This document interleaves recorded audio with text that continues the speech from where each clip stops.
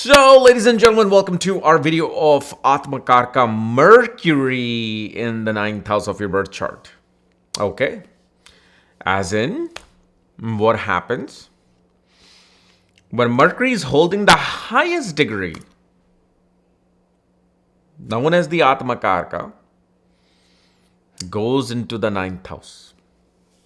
And as always, if you do not know if your Mercury is your Atmakara, what planet is your Atmakara, check out the links here, Astrology.com, where you'll find my books, reports, consultations, and link to my academy, Magha Vedic Astrology Academy, okay, where you'll find my 2025 horoscope, February horoscope, monthly horoscope for each ascendant, and I'm going to be putting March horoscope, and along with my wristwatch course, where wristwatch actually, most people wear the most wrong wristwatches.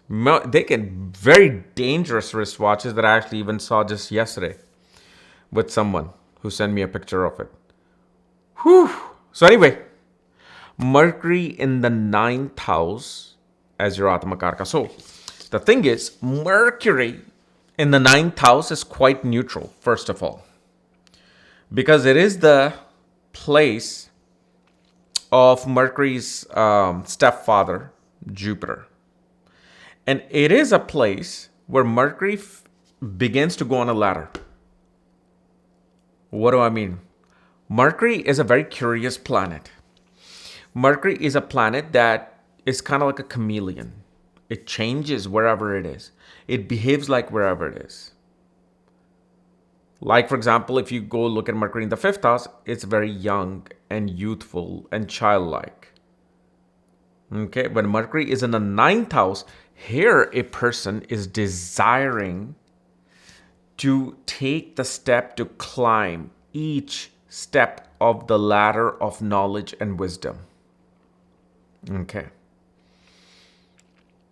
And because Mercury is the Atmakara, shows in past life there was a burning desire to attain the highest of knowledge, to go into a privileged school, to receive accolades in life. And that's something you could not complete. Whether you couldn't afford it, whether you were born with the wrong last name, you were born in the wrong country, you just couldn't do it. And so in this life, it is said that a person, the soul is desiring to just attain knowledge, just to attain pure gyan, as they say. But the thing is, it's the Atmakara. So what do you think it's going to do? It's going to teach you lessons. Because with the lack of that opportunity, it also shows misuse of that opportunity. Meaning you gained knowledge, but there could have been some misuse where now you have to be taught lessons. Mercury in the ninth house, you will see, will make big mistakes as Atmakara related to finding the right guru. Mercury becomes too questionable of the guru. Before it feels, Mercury is thinking in the ninth house, I'm going to pick my guru. Who's guru to pick me? Let me interview you. Why should you be a guru? Why should you be my guru? Mercury will ask questions, like even to Jupiter, because Mercury is also childlike, like I said. So it is going to be a little bit immature and childlike towards asking, like, why is it that you're a guru? Why is it that I need to accept you? Mercury in the ninth house as the Atmakara, sometimes it's Mercury in the ninth house itself, will reject guru, will be rejected by guru, will feel jealous of gurus. It does that.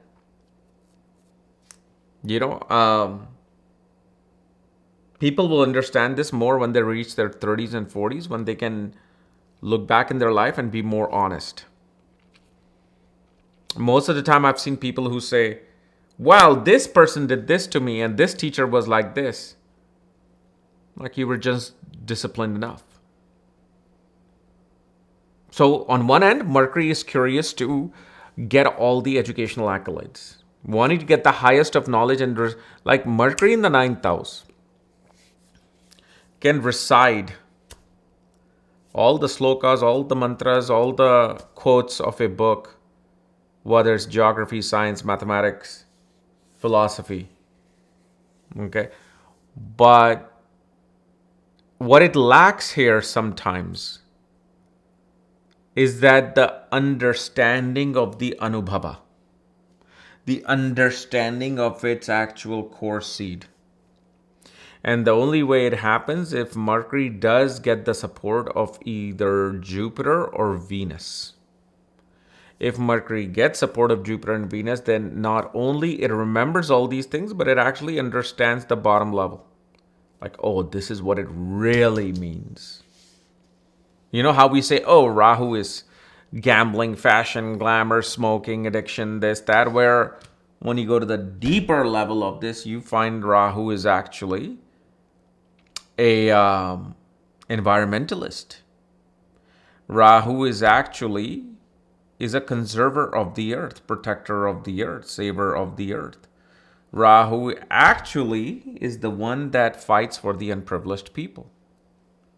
That's why politicians are seen with Rahu, because Rahu will always rise and climb on the shoulders of, those unprivileged people who voted for that individual. So this is how this Mercury is going to behave.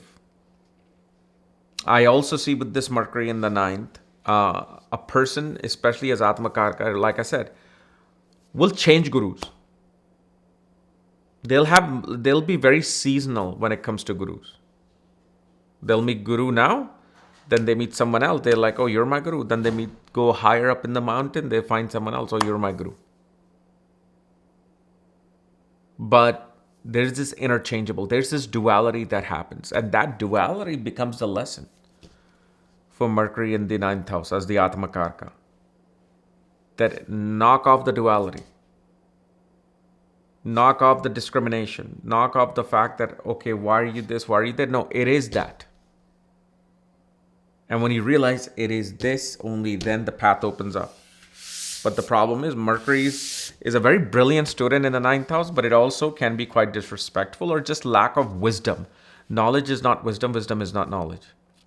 And knowledge is not intelligence either. Mercury here only works on mostly the foundation of intelligence.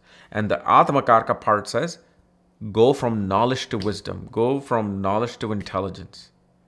It's a completely different avenue. That's what really is the lesson here to learn. Okay. So anyway, guys, this was our Mercury in the ninth house as your Atmakara. Again, if you're new to my channel, subscribe below so you don't miss the top of videos. So if you want to know everything about your Mercury, all of my books, reports, consultations, go to kapielastrology.com. Otherwise, we'll see you later. Bye-bye.